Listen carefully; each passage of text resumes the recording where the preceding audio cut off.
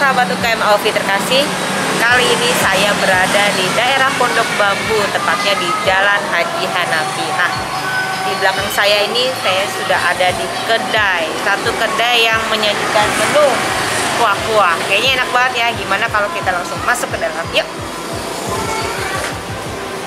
Nah, sahabat UKM Aufi, sekarang saya sudah duduk bareng dengan ownernya kedai Wonogiri. Kita langsung kenalan aja ya. Saya kegiatan sehari-hari saya jualan ini aja, kuliner gitu aja sih, langsung mengisi waktu luang aja sebenarnya Sehari-hari. ya.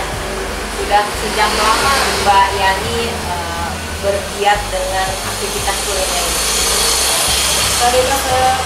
Udah cukup lama juga ya, karena memang kebetulan dari keluarga ibu saya itu semua kita kuliner gitu.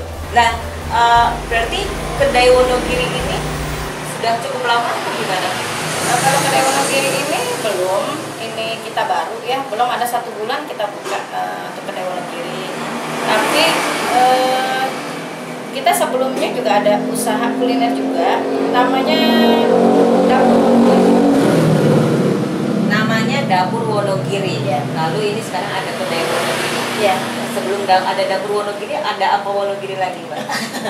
Ini kayaknya banyak banget ya, apa namanya, riwayat usahanya ya. Boleh diceritain nggak Dapur Wonogirinya itu dari kapan? Lalu muncul kedai Wonogiri ini tahun berapa?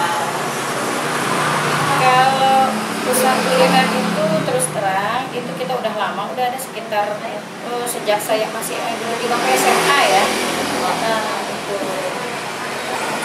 Itu yang usaha ibunya Mbak Yani? Ya, ibu saya yang Dapur Wonogiri. Dapur Wonogiri. Nah, kalau untuk yang ini sendiri, kedai Wonogiri ini saya sih belum lama ya, baru ya sekitar kurang lebih 1 bulan. 1 bulan ya? Ya. Berarti Dapur Wonogiri itu udah lama banget ya? Lama, alhamdulillah udah lama banget. Dan alhamdulillah juga orang udah banyak kenalnya dari mana-mana. Itu di mana lokasinya Dapur Wonogiri? Lokasinya dekat sih, cuma depan rumah aja. Di mana nih? Di daerah mana nih kalau? Kalau untuk daerahnya sih alamatnya sama, Jalan Haji Hanafi di RT 8 RW 2. Sementara kalau kedai Wonogiri ini ada di RT 14 RW 2. Tapi depan-depanan ya? Depan-depanan aja. Masih di area yang sama ya? Masih di area yang sama. Yang ditawarkan kedai Wonogiri ini menunya apa aja, Mbak? Kalau di sini yang kita tawarin itu ada soto daging, ada sop ayam, ada sop tulang iga, ada aneka jus juga ada, terus sama ayam geprek. Kayaknya banyak menu berkuah ya? Iya, kita memang sengaja ambil menu berkuah karena kebanyakan ya kayak kita sendiri gitu. Kalau makan itu kayak kalau nggak ada kuah, gimana ya rasanya ya gitu. Sementara kan kalau di Dapur Wonogiri sendiri kita bukanya itu kita nggak pernah sampai sore ya. Jadi di situ buka dari jam 6 pagi, paling jam 10 jam 11 kita udah habis. Gitu. Iya. Secepat itu ya? Ya. Lalu yang favorit di kedai Wonogiri ini apa, Mbak Yani? Yang favorit di sini soto daging. Soto daging. Soto daging. Sama sop, ada sop tulang iga juga termasuk favorit ya, karena itu sebenarnya itu sop tulang itu kan menu dari Dapur Wonogiri sebenarnya. Cuma karena di sini kita menunya berkuah, akhirnya kita ambil di sini. Di sini juga laris juga ya? Alhamdulillah. Tambah jadi 2 tempat nih ya sop iga ya? Ya, sop iganya jadi yang di Dapur Wonogiri itu kita hapus dari sana, kita masukkan ke menu dihapus ya. Ya? Jadi di sana hanya semacam apa yang kita jual ya, misalnya kayak lauk biasa ya, ikan, ayam, daging seperti itu.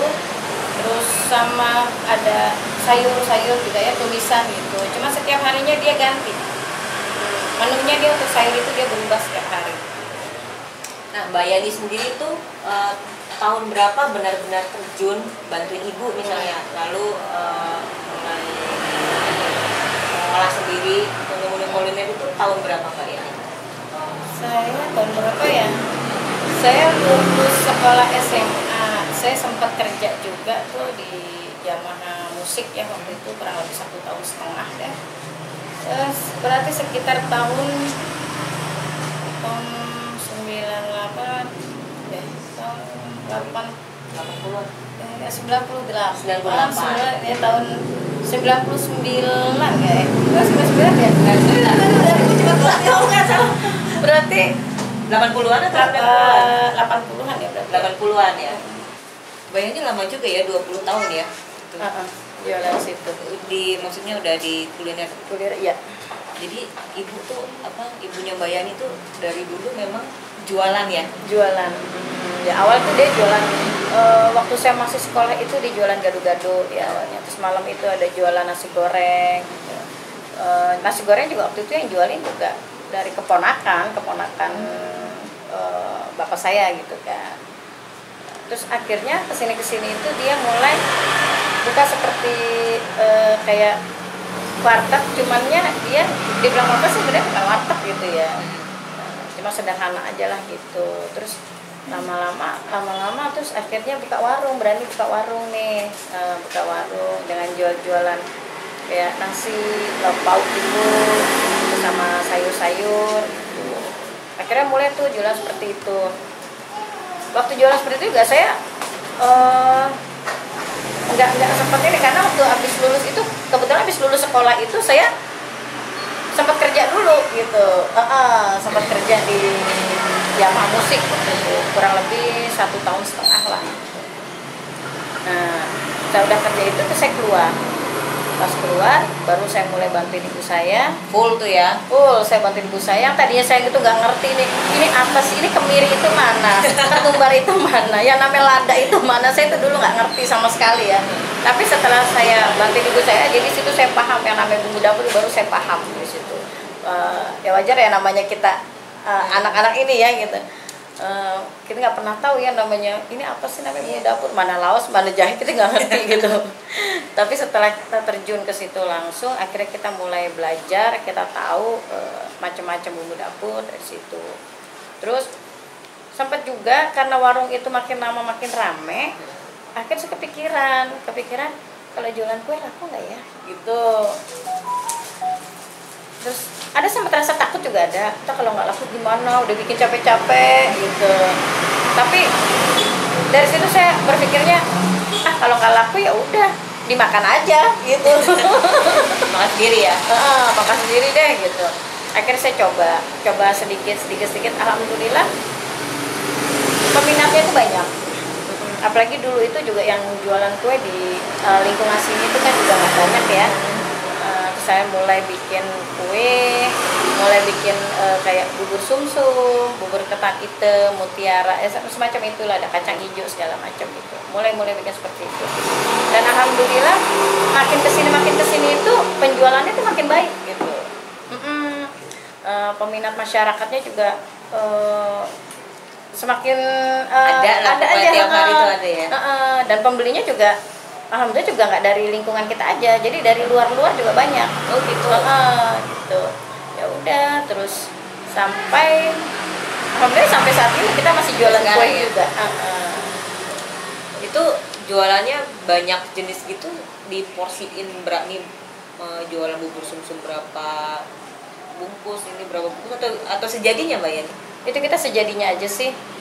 Jadi kita nggak pakai oh kita jualannya ini misalnya bubur harus jual misalnya satu hari harus 20 gelas misalnya gitu, ketan hitam 20 gelas, enggak seperti itu. Jadi kita sejadinya aja, jadi 15 ya 15, jadi 20 ya 20, jadi 30 ya 30 gitu, tergantung dari ininya kita aja ya. Kan kita ngelihat seharinya ya, misalnya kalau oh ya lagi rame nih kita tambahin porsinya gitu.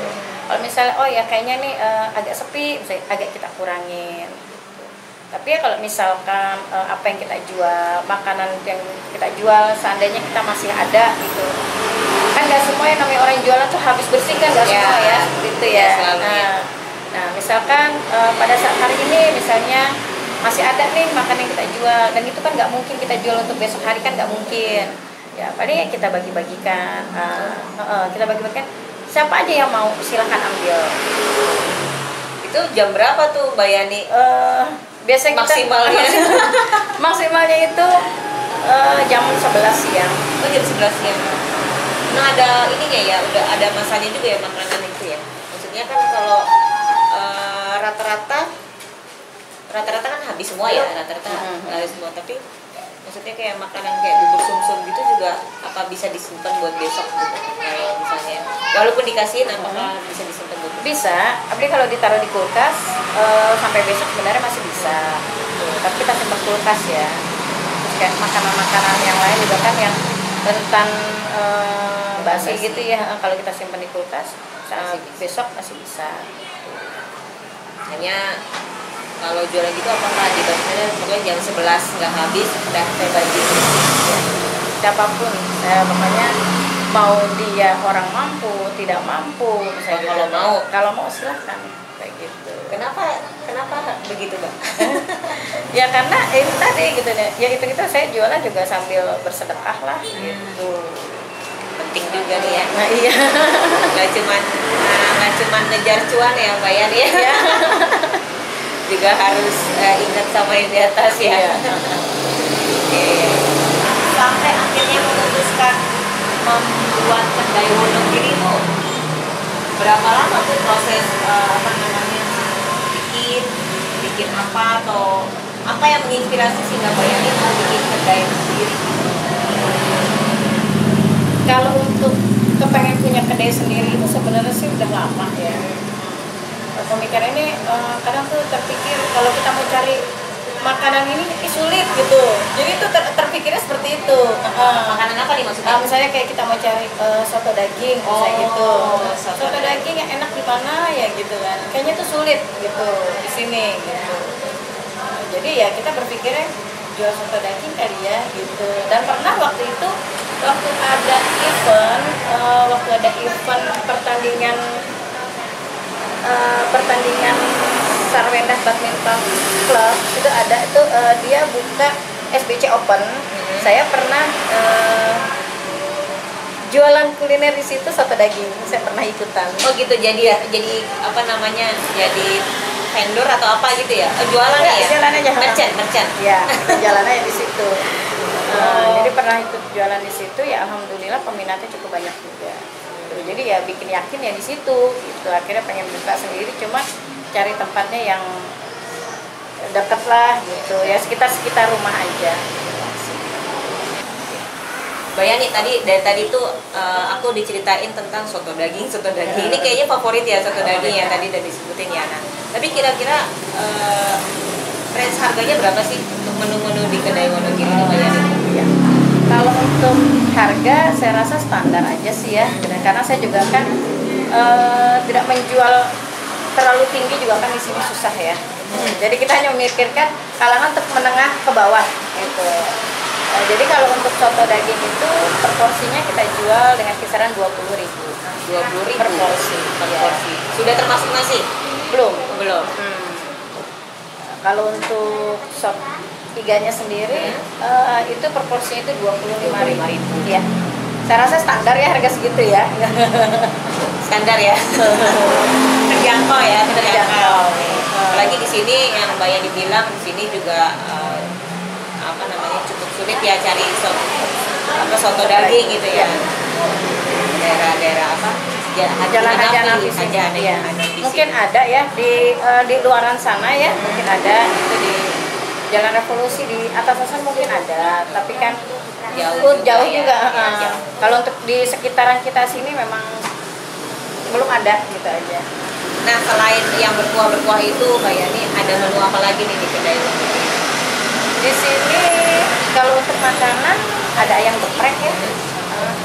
Ayam geprek di sini kita pakainya itu ayamnya itu kita pakai ayam filet. Ayam filet? Iya. Berarti tanpa tulang ya? Iya, tanpa tulang. Dan kita juga itu ada varian sambalnya juga ada, 3 macam varian sambal yang kita pakai. Ada sambal gepreknya, sambal geprek tentunya dari cabai rawit merah ya. Cabai setan ya kalau iya, bilang. Iya. Terus ada sambal hijau, ada sambal matah gitu yang kita pakai. Nah, untuk kedai Wonogiri ini Mbak Yani mengelola sendiri atau dibantu karyawan atau bagaimana? Kalau untuk kedai di sini sendiri, saya ikut terjun langsung juga kemari, tapi saya dibantu sama ada kakak saya, kebetulan juga saya ada karyawan 1 orang, dibantu juga ada keponakan-keponakan juga ada. Kayaknya timnya banyak ya Mbak Yani ya? Timnya banyak, karena memang kita dari dulu, dari kita buka warung yang sebelumnya ya, yang di dapur Wonogiri itu, dapur Jawa Wonogiri itu kita memang nggak pakai karyawan dari luar, kita enggak. Kita semua keluarga. Keluarga ya? Iya, bisa dibilang jadi ini kayaknya usaha keluarga, ya? Iya seperti itu ya. Oke, nah tanggapan konsumen sendiri gimana Mbak Yani? Alhamdulillah sih baik, sama ya responnya cukup baik, karena mereka juga cocok ya dengan rasa gitu. Cocok dengan rasa. Apalagi ayam itu juga masuk ya ke semua kalangan. Iya. Karena keponakannya Mbak Yani juga senang ya. Karena juga untuk kayak ayam geprek sendiri juga kan harganya kita nggak terlalu mahal juga. Dia juga ada 3 varian ya, 3 varian. Ada small, ada medium. Oh, porsinya maksudnya? Porsinya ya. Ada jumbo juga ada. Kalau yang small berapa Mbak Yani? Yang small itu 12.000, yang medium itu dengan harga 15.000, dan yang large itu kita kasih harga 19.000. Kayaknya porsinya banyak ya? Ya, cocok buat lumayan. kalau lapar ya, pas lapar ya? Iya. Kalau small cocoknya buat anak-anak ya. Oh gitu. Oke. Iya. Nah, tapi perkembangannya walaupun belum cukup lama ya, tapi gimana perkembangannya usahanya Mbak Yani yang kedai Wonogiri ini? Alhamdulillah dari hari ke hari penjualannya juga meningkat ya. Ya mudah-mudahan seterusnya bisa terus meningkat ya. Ada peningkatan ya. Nah, boleh nggak kita diceritain nih bagaimana proses pembuatannya salah satu menu favoritnya Mbak Yani? Soto daging ya. Soto daging ya. Oke. Proses pembuatannya biasa ya, kalau itu kita kayak daging kan, kita memang daging yang kita pakai itu kita rebus gitu, dan tentunya dengan rempah-rempah ya, bumbu dapur gitu, sampai empuk. Terus kita memang ini kita pemakainya santan ya, kalau soto dagingnya santan. Emang ada soto daging yang nggak pakai santan? Enggak, soto daging ini tapi santan kan, kecuali kayak sop. Sop itu baru dia bening. Itu racikannya itu dia tambahannya itu selain daging di situ ada kentang, ada tomat, ada daun bawang, ada bawang goreng, disiram kuah santan. Lebih nikmat, yang suka pedas bisa pakai sambal, bisa pakai acar. Kalau ngebayangin doang tuh kurang nendang ya, emang Iya. harus ada wujudnya ya Mbak Yani ya. Boleh. Ayo Mbak Yani, sebelum kita lihat wujudnya, ada nggak tips nih, mungkin ada ibu-ibu atau mbak-mbak sahabat UPM Aufi yang sedang memulai atau baru mau mulai bisnis gitu kan, mungkin ada tips dari Mbak Yani? Ya tipsnya yang penting pertama, kita jangan gampang menyerah. Apalagi yang namanya usaha, persaingan itu pasti banyak. Jadi kita tuh harus apa ya namanya ya? Ya harus punya jiwa gimana ya? Jangan sampai apa yang kita lakukan ini kita udah gini, kayaknya kita nggak bisa, kayaknya nanti bagaimana? Jangan sampai seperti itu. Kita harus yakin sama diri kita sendiri kalau apa yang kita lakukan itu baik, pasti hasil akan baik. Itu aja sih sebenarnya gitu. Terus pokoknya kita harus bisa berusaha sendiri, apapun itu kita bisa berusaha sendiri. Itu aja sih sebenarnya. Jadi segala sesuatunya pokoknya kita nggak boleh yang namanya menyerah dengan suatu keadaan atau apapun itu, jangan. Kalau kita misalnya pengen, oh ya kita pengen buka warung, kita pengen punya usaha seperti ini, kita harus yakin apa yang kita akan lakukan itu kita bisa berhasil, bagaimana caranya. Kita harus seperti itu. Itu aja sih. Makanya saya alhamdulillah sempat juga selain kita punya, sebelum buka kedai Wonogiri ini, saya sempat punya usaha ya, saya bilang ya, ada kue-kue basah tuh kalau pagi gitu. Alhamdulillah itu berkembang, sampai saat sekarang ini juga alhamdulillah masih ramai ya pembelinya. Terus waktu tidak sempat buka warkop juga, terus saat sekarang ini baru kita buka usaha. Alhamdulillah karena kerja keras juga sih dan dukungan dari orang-orang terdekat kita tentunya. Terima kasih banyak Mbak Yani, obrolannya menarik dan sangat menginspirasi ya. Semoga sahabat UKM Aufi juga mulai terinspirasi nih, tidak cepat menyerah dalam membangun bisnis apapun ya, usaha apapun ya. Tetap semangat dan yakin sama diri